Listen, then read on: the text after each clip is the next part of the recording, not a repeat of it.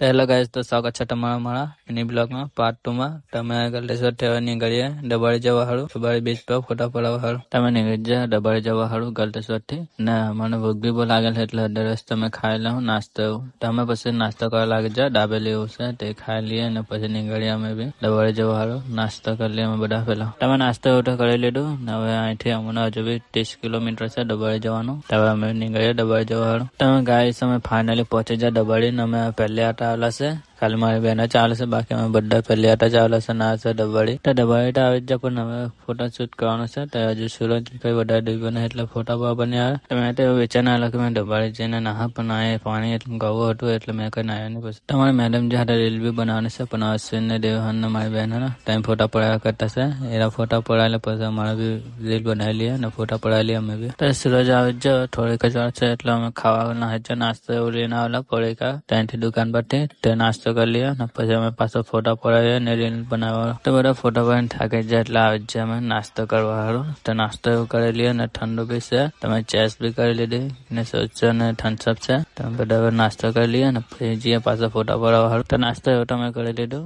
સોચતો પડી જ થમ્સઅપ નહીં પડી કોઈ થી હસીન લાવેલા હતા તે હસીન થી બી નહીં પીવા બાર પીતા છે. હવે જઈએ અમે પાછા ફોટા પડાવવા હારું. સૂરજ બી આવી ગયેલો છે મસ્ત ફોટા પડાવવા. તો આ લોકો બેને ફરતા હતા મેડમ જેવું કે આપણે બી જઈએ પણ મેં ના કીધું કેમ કે મને નહીં ગમે ફરવાનું એટલે. હવે અમે રીલ બનાવી લઈએ ને હસીન તો ખબર નહીં હું લગતા છે ને માર લગશે પાયા કરતા છે એવું લાગે.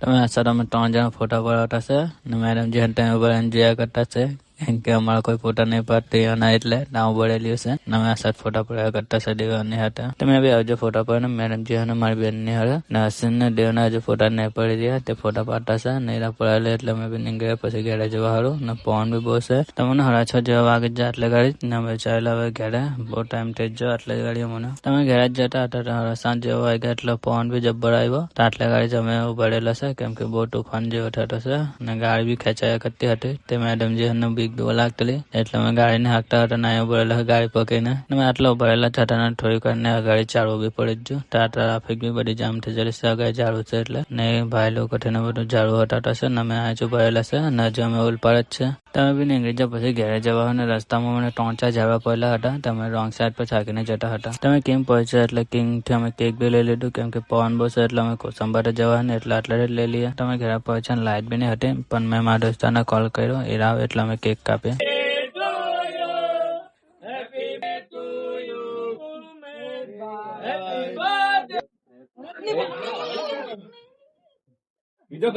પછી મેડમ જયારે કેક કાપ્યું હવે આપણે કાલે મળીએ નેક્સ્ટ બ્લોગમાં.